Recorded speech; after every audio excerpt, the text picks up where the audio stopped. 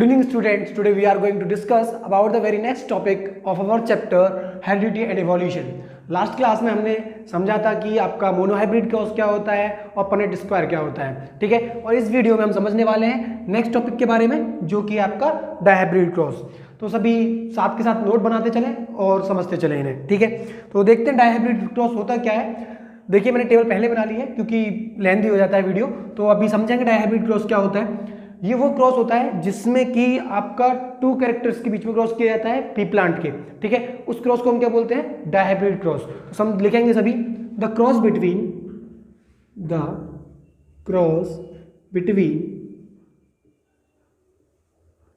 To different characters of pea plants,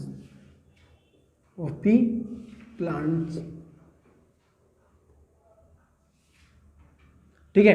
तो वो cross जो कि आपके टू डिफरेंट कैरेक्टर्स के बीच में होता है पी प्लांट्स के, क्योंकि हमें पता है मेंडल ने पी प्लांट का यूज किया था। तो इस क्रॉस को हम क्या बोलते हैं? Dihybrid cross. दो डिफरेंट कैरेक्टर्स के बीच में, ठीक है। और टू डिफरेंट पी प्लांट्स हो सकते हैं वो भी आपके, टू डिफरेंट पी प्लांट्स, ठीक है। तो अभी देखेंगे कि क्रॉस किया कैसे जाता है, ठीक है। अब हम क्या करेंगे, अलग अलग कैरेक्टर्स ले लेंगे दो, ठीक है। तो देखेंगे पहला कैरेक्टर सपोज करो मैंने ले लेते हैं, जैसे हम सेलेक्ट करते हैं कैरेक्टर्स में। सपोज करो एक हमने ले लिया शेप का, ठीक है। हमें पता है शेप कौन कौन सी हो सकती है।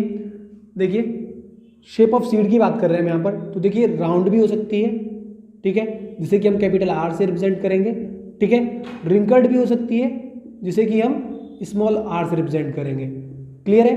उसके बाद देखिए कलर का ले लेते हैं, कलर ऑफ द शीट, ठीक है। तो यहाँ पे लिख लेते हैं कलर, हमने दूसरी कैरेक्टरिस्टिक ली है। येलो जिसे कि हम कैपिटल वाई यानी डोमिनेंट मानेंगे, ठीक है। और एक मान लेते हैं ग्रीन, ठीक है, मतलब स्मॉल वाई से हम रिप्रेजेंट करेंगे, मतलब रेसेसिव ट्रेट की तरह लेंगे ग्रीन को, ठीक है। अब हम इनके बीच में जब क्रॉस कराएंगे, ठीक है, तो देखेंगे क्या आएगा। पहले तो हम क्या करते हैं, इनके बीच में जो कैरेक्टर्स के बीच में होता है उनके बीच में कैरेक्टर्स के बीच में क्रॉस करवाते हैं, ठीक है। तो पहला जो क्रॉस होगा आपका वो आप करेंगे, देखिए किसके बीच में, जो आपके गैमेट्स हैं। मैं यहाँ से लिखना शुरू करता हूँ, नेक्स्ट लाइन से। हम गैमेट्स के बीच में पहले क्रॉस करेंगे, यहाँ लिख लेता हूँ मैं गैमेट्स। कौन से है भाई? देखेंगे आपका एक तो capital R small R into your capital Y small Y, ठीक है।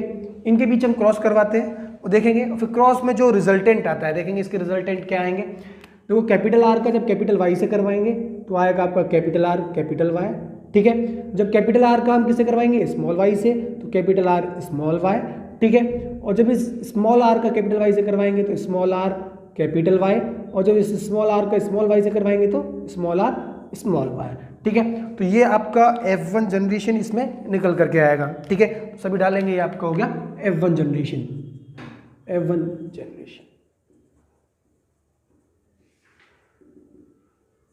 ठीक है। अब इस F1 जनरेशन के आने के बाद हम अगर इनका सेल्फ पॉलिनेशन करवाते हैं, ठीक है, इनको सेल्फ पॉलिनेट कराते हैं, मतलब इसमें आपस में जो ये कैरेक्टर्स हैं इनके बीच में क्रॉस करवाते हैं, ठीक है।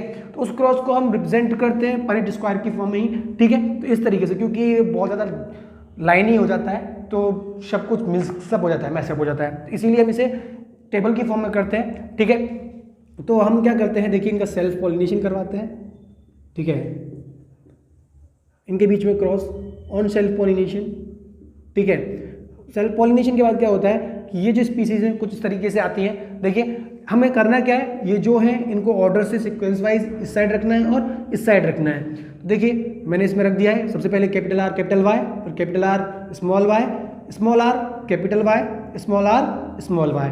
अब इसी तरीके से इस साइड पे रख देंगे। आपको ध्यान में रखना है कि जब भी आप क्रॉस करेंगे तो कैपिटल हमेशा पहले आएगा और रेसेसिव हमेशा बाद में, ठीक है। मतलब जो आपका स्मॉल लेटर वाला होगा वो हमेशा बाद में आएगा, ठीक है। तो देखिए जब इसका क्रॉस करवाए तो कैपिटल आर कैपिटल वाई, इसके साथ करवाया तो capital R capital Y small Y, इसके साथ करवाया तो कैपिटल आर कैपिटल वाई, यहाँ पर भी आपको capital R capital Y small Y, इसमें करवाया तो capital R capital Y small Y, ठीक है। इसके साथ कराया तो कैपिटल आर स्मॉल वाई। इसी तरीके से आपका ये टेबल आपका आ जाएगा, ठीक है। तो इसके बाद देखिए जो हम देखते हैं इसमें वो चेक करते हैं कि हमारा फिनोटिपिक और जीनोटिपिक रेशियो कितना है इसका। ठीक है, तो चलिए मैं डाल लेता हूँ फिनोटिपिक रेशियो, आपको बता देता हूँ क्या है इसका। चलो डाल लेते हैं फिनोटिपिक रेशियो।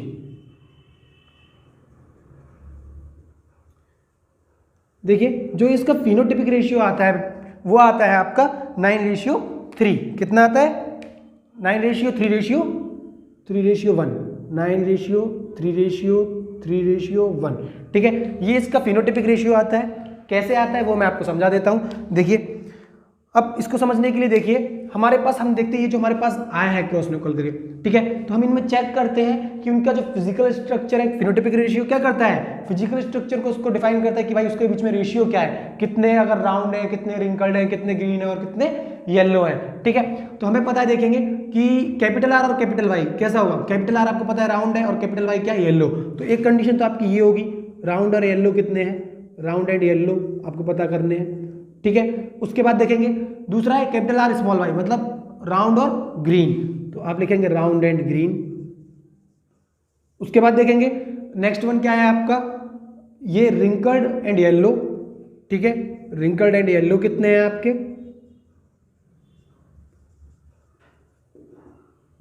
उसके बाद देखिए लास्ट है आपका रिंकल्ड एंड ग्रीन। तो रिंकल्ड और ग्रीन कितने हैं ये काउंट करने हैं हमें। ठीक है, रिंकल्ड एंड ग्रीन। अब देखिए इनके लिए प्रोबेबिलिटी क्या होगी कि भाई जो डोमिनेंट वाला है, हमें पता है कि उसको राउंड और येलो होने के लिए बस एक कैपिटल आर और एक कैपिटल वाई की जरूरत है, क्योंकि वो कैपिटल आर और कैपिटल वाई यहाँ पर हमने डोमिनेंट की तरह यूज किए हैं। ठीक है, तो याद रखना, मैं लिख देता हूँ फिर भी यहाँ पर डोमिनेंट और रेसेसिव आपको याद भी रखना है। ये वाला डोमिनेंट है, ठीक है, इसमें डोमिनेंट, और ये वाला रिसेसिव है। ठीक है, इसमें ये डोमिनेंट है। डोमिनेंट बताया था ना लास्ट वीडियो में कि वो जो अपने आप को रिप्रेजेंट करने के लिए अकेले काफ़ी होते हैं प्रोजेनी में। ठीक है, और ये वाला रिसेसिव, और रिसेसिव को अपने ही जैसे एक और पार्टनर की जरूरत पड़ती है खुद को शो करने के लिए। ठीक है, तो चलो देखते हैं एक बार इसका रेशियो भी बताते हैं किस तरीके से। तो अभी मैंने आपको बताया कि अगर वो राउंड और येलो होगा तो उसमें बस एक कैपिटल आर और कैपिटल वाई होना चाहिए। तो काउंट करेंगे कितने हैं ऐसे कि जो कि आपके राउंड और येलो है। देखो number 1, number 2, number 3, number 4, number 5, number 6 and number 7 and number 8 and then number 9। Okay, just 9 ही है, चेक कर लीजिए। तो ये आपका आएगा 9। ठीक है, उसके बाद राउंड एंड ग्रीन, मतलब एक कैपिटल आर चाहिए और 2 स्मॉल वाई। ठीक है, तो चेक करते हैं कितने हैं आपके। पहली रो में ऐसा कोई नहीं है, दूसरी रो में हमें एक मिला, तो मैं इसे ग्रीन रेड कलर से डिनोट कर लेता हूँ इस बार। देखो फर्स्ट वन, ठीक है, आफ्टर डेट सेकेंड वन, उसके बाद देखेंगे सेकेंड वन, उसके बाद है कोई, ये देखो थर्ड वन, बस। तो हमको ये कितने मिले, 3 मिले, तो 9 3 हो गया। ठीक है, उसके बाद रिंकल्ड एंड येलो के लिए भाई एक कैपिटल वाई चाहिए और 2 स्मॉल आर। ठीक है, तो चेक करेंगे स्मॉल आर वाले कहाँ हैं आपके, हमको अभी तक नहीं मिला, एक मिल गया। ठीक है, एक कैपिटल वाई होगा तब भी वो आपका येलो हो जाएगा, तो एक। ठीक है, इसमें आपका, इसे ब्रैकेट में लिख लेते हैं 1, और इसको देखिए आपका इसमें भी है, तो दूसरा ये मिल गया आपको, तीसरा आपका यहाँ पर ये रहा। ठीक है, ये भी कितने हो गए, 3। अब देखो यहाँ तो सारे ऑक्यूपाइड है, बच्चा हमारा रिंकल्ड एंड ग्रीन, दोनों स्मॉल होने चाहिए, आर दोनों स्मॉल आर और दोनों स्मॉल वाई। तो देखिए सिर्फ एक ही है ऐसा हमारे पास जो कि ऐसा पाया जाता है। ठीक है, तो ये हो गया आपका 1।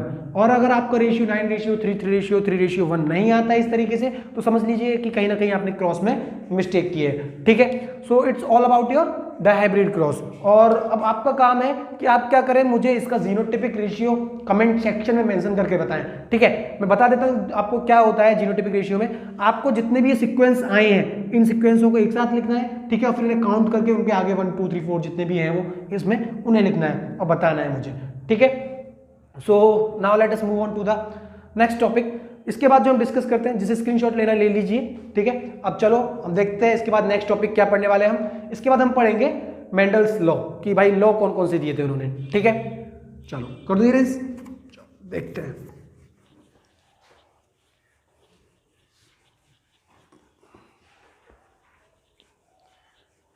अभी सभी ध्यान से समझेंगे मेंडल्स के लॉ के बारे में। ठीक है, तो हम डाल लेते हैं मेंडल्स फर्स्ट लॉ सबसे पहले, ठीक है। तो अभी देखेंगे मेंडल्स का फर्स्ट लॉ आपका कौन सा है।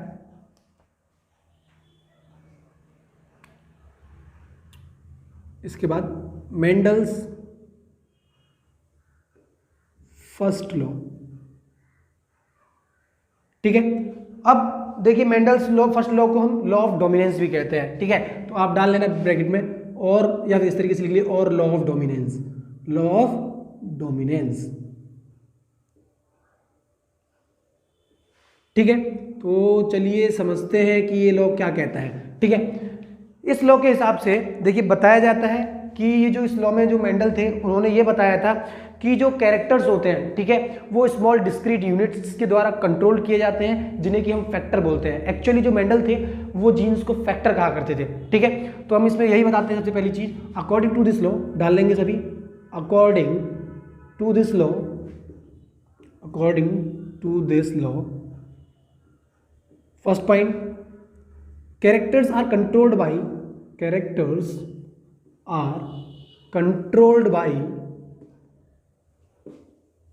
some specific discrete units, जिसको कि मेंडल ने क्या नाम दिया था, factor, discrete units known as factors,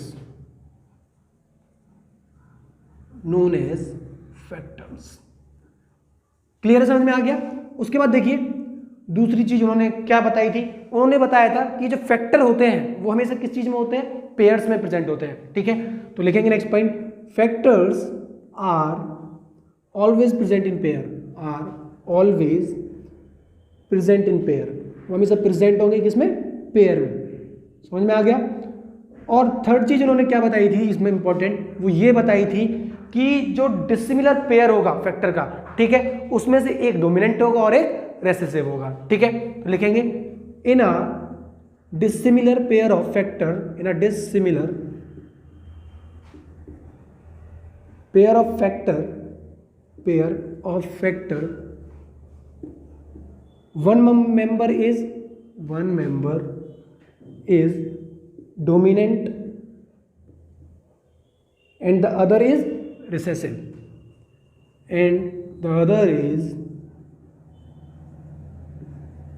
recessive, जो अगला होगा वो रिसेसिव होगा, ठीक है।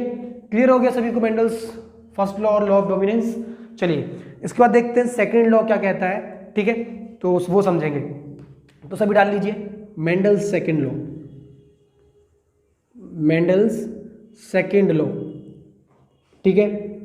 अब देखिए इस जो मेंडल का जो सेकंड लॉ है उसे और हम क्या कहते हैं, लॉ ऑफ सेग्रीगेशन, और law of segregation,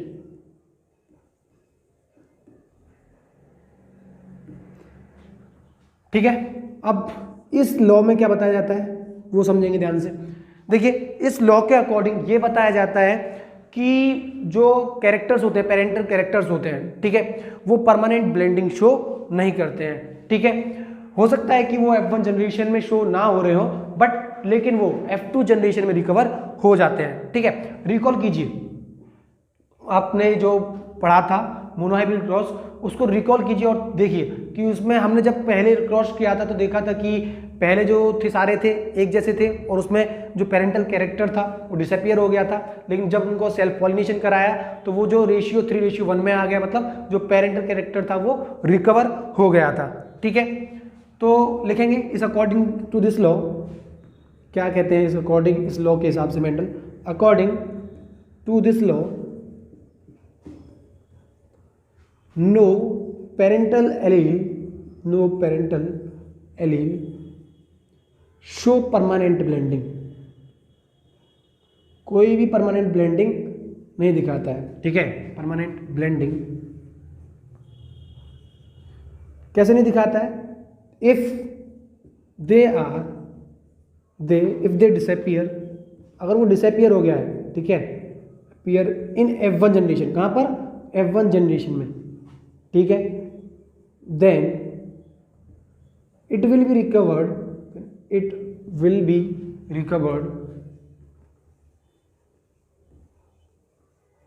in F2 generation,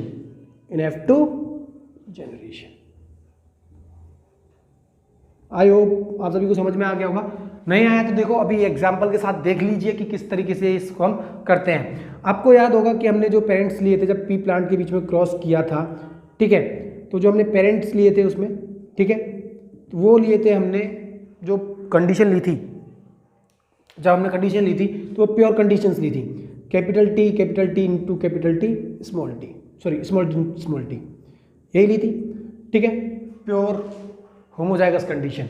और जब हमने क्रॉस किया था इसका, ठीक है, तो क्रॉस के बाद हमें पता है कि सारे के सारे कैसे आएंगे, capital T small T, capital T small T, capital T small T and capital T small T. सारे के सारे आपके पास कैसे थे, tall, all four were tall. तो मतलब जो डॉर्फनेस का कैरेक्टर था, ये जो डॉर्फनेस का, ठीक है, कैरेक्टर था, वो F1 जनरेशन में डिसअपियर हो गया, ठीक है। ये क्या आई आपकी F1 जनरेशन, ये आपकी F1 जनरेशन हो गई, ठीक है।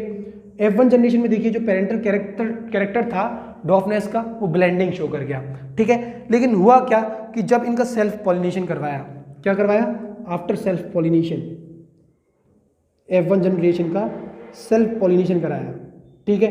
तो सेल्फ पॉलिनेशन में क्या हुआ था, देखिए कि अब ये जो थे वो थे आपके capital T small T into capital T small T, और एज अ रिजल्ट हमने देखा इसमें कि वो जो कैरेक्टर ब्लेंडिंग शो किया था वो रिकवर हो गया। मतलब कैपिटल टी आया पहला, दूसरा कैपिटल टी स्मॉल टी आया, ठीक है, तीसरा capital T small T and fourth one is your small T. मतलब स्मॉल टी जो यहाँ पर शो कर रहा है वो देखिए पेरेंटल कैरेक्टर था जो कि यहाँ पर डिसअपियर हो गया था, और यहाँ पर ये क्या हो गया, रिकवर हो गया। आपको दिख रहा है ना, ये रिकवर हो गया जो पेरेंटल कैरेक्टर था किसका, डॉर्फनेस का। और इसी को हम बोलते हैं मेंडल्स सेकेंड लॉ और लॉ ऑफ सेग्रीगेशन। समझ में आ गया सभी को। चलिए इसके बाद देखते हैं हम कि आपका थर्ड लॉ क्या कहता है मेंडल का, ठीक है। स्क्रीनशॉट लेना जिसको ले लीजिए, ले लिया, चलो अब आगे चलते हैं, देखते हैं।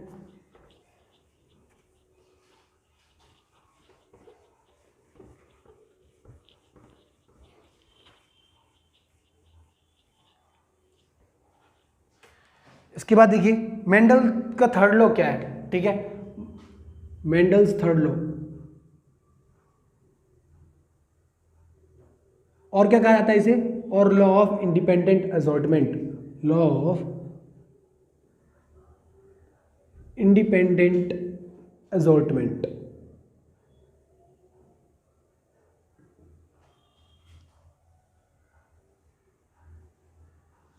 ठीक है। अब देखिए इस लॉ के हिसाब से जो मेंडल थे उन्होंने ये समझाया कि जब आपका इनहेरिटेंस होती है, ठीक है, in the inheritance of more than one characters, ठीक है, जब आपके एक से अधिक, हमें पता है ना कि डायहाइब्रिड क्रॉस में क्या होता था, एक से अधिक कैरेक्टर्स के बीच में क्रॉस करा रहे थे, ठीक है, तो उसमें क्या होता है, इनहेरिटेंस होती है मोर than one pair of characters, वहां पर आपके एक पेयर से ज्यादा कैरेक्टर इनहेरिटेड होते हैं, ठीक है। और होता क्या है, लगातार जब वो इनहेरिट किए जाते हैं तो उसमें जो फैक्टर्स होते हैं, ठीक है, permanent for each pair of the gene, ठीक है, वो जो खुद को एजॉर्ट करते हैं independently of the other character, वो दूसरे कैरेक्टर के मुताबिक वो अपने आप को, ठीक है, इंडिपेंडेंटली एजॉर्ट करते हैं। तो देखेंगे इसमें क्या लिखते हैं, according to this law, according to this law, in inheritance of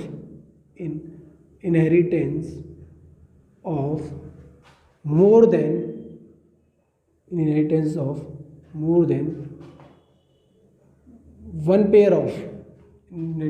than one pair of contrasting characters,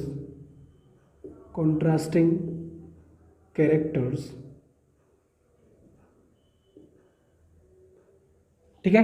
किसकी बात कर रहे हैं हम, इनहेरिटेंस की बात कर रहे हैं, more than one pair of contrasting characters, वो भी लगातार सिमल्टेनियसली,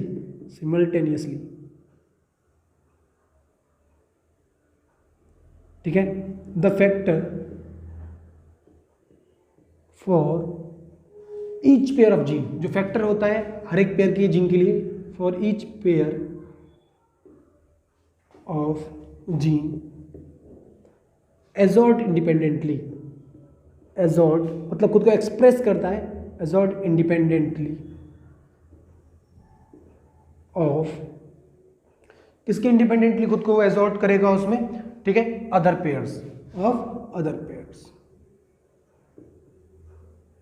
अब इस बात का मतलब क्या है, इसका बात का मतलब ये है कि जैसे सपोज करो हमारे पास था capital R small R, capital Y small Y, तो ये इसके इंडिपेंडेंट है ये वाला, ठीक है, मतलब इस कैपिटल वाई का इस जो आपका ये जो येलो कलर है, ठीक है, इसमें इसका कोई इम्पैक्ट राउंड पर नहीं होगा, ठीक है, वो खुद को इंडिपेंडेंटली एजॉर्ट करेगा, एक्सप्रेस करेगा प्रोजेनी में, ठीक है। So it's all about your Mendel's 3 laws, ठीक है। इसके बाद जो हम डिस्कस करते हैं वो सेक्स डिटर्मिनेशन को डिस्कस करते हैं, ठीक है। So let us move on to the next topic. तो सभी डाल लेंगे sex determination. What is sex determination, सभी ध्यान से समझेंगे कि सेक्स डिटर्मिनेशन होता क्या है, ठीक है। Sex determination is the process of, देखिए सेक्स डिटर्मिनेशन वो प्रोसेस है जिसके द्वारा क्या किया जाता है, अनबॉर्न चाइल्ड का सेक्स डिटरमाइन किया जाता है, ठीक है। तो सभी लिखेंगे द प्रोसेस ऑफ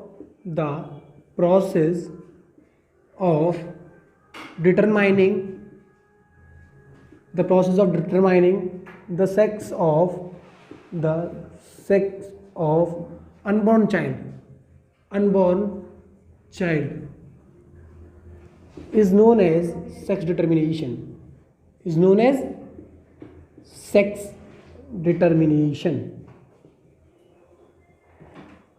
क्लियर है सभी को कि जो प्रोसेस होता है आपका अनबॉर्न चाइल्ड के सेक्स को डिटरमाइन करने के लिए उसको हम बोलते हैं सेक्स डिटर्मिनेशन, ठीक है। अब देखिए ह्यूमंस जो होते हैं उनके पास 23 पेयर्स ऑफ क्रोमोसोम्स होते हैं। कितने पेयर्स ऑफ क्रोमोसोम्स होते हैं उनके पास? 23। तो सभी लिखेंगे human have 23 pairs of chromosome. कितने पेयर होते हैं? 23 पेयर्स ऑफ क्रोमोसोम्स, ठीक है। अब उन 23 पेयर में से, ठीक है, जो एक पेयर होता है आपका वो क्या कहलाता है? आपका सेक्स क्रोमोसोम, ठीक है। Out of which one pair of chromosome is known as sex chromosomes. क्या कहलाता है? Sex chromosomes. चेक करेंगे कौन कौन से हैं वो आपके, ठीक है, एक्स एंड वाई। कौन से हैं वो? X and Y. और जो बाकी बचते हैं, ठीक है, जो बाकी आपके सेट्स ऑफ क्रोमोसोम्स बचते हैं, ठीक है, उन्हें हम क्या कहते हैं? ऑटोसोम्स। उन्हें हम ऑटोसोम्स कहते हैं, ठीक है। And the rest are known as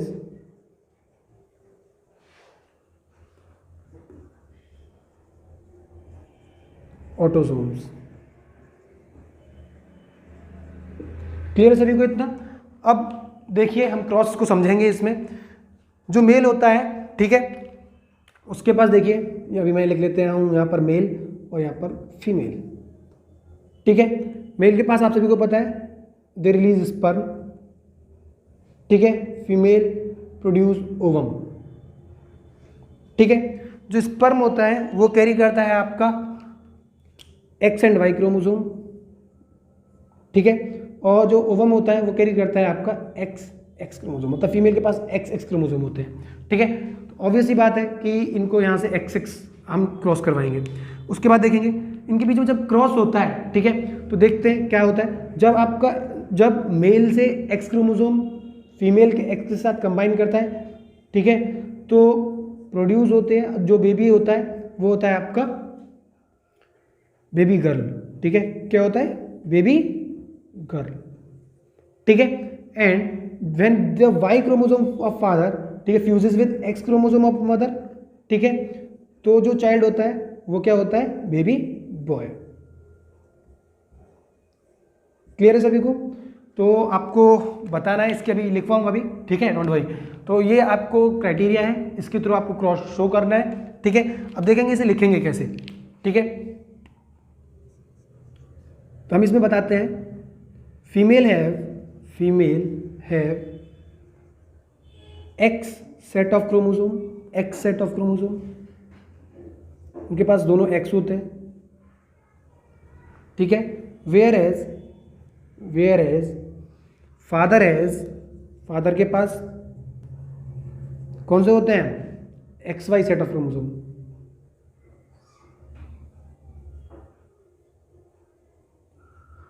ठीक है।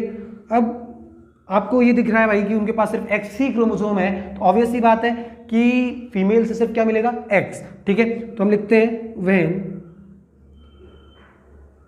X chromosome from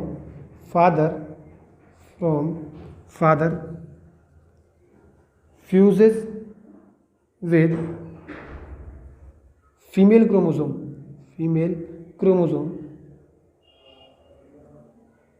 then XX वाली कंडीशन बनेगी, then child will be baby girl, तब चाइल्ड क्या होगा, बेबी गर्ल होगा, ठीक है। And when it fuses with Y chromosome of father,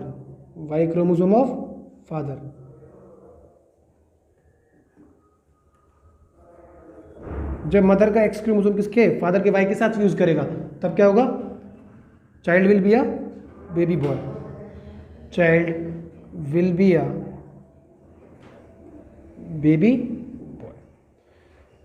So it's all about sex determination which has been described in your NCERT, ठीक है। So we have completed it to the heredity portion and sex determination which is coming in your examination this year, ठीक है। तो आप सभी को जो भी अगर कोई किसी को कोई डाउट है तो आप सभी कमेंट सेक्शन में बता सकते हैं, ठीक है। और कुछ भी अगर इस टॉपिक से रिलेटेड और कुछ पूछना है तो वो भी आप मेंशन कर सकते हैं, अपने सजेशंस भी, क्वेरीज भी।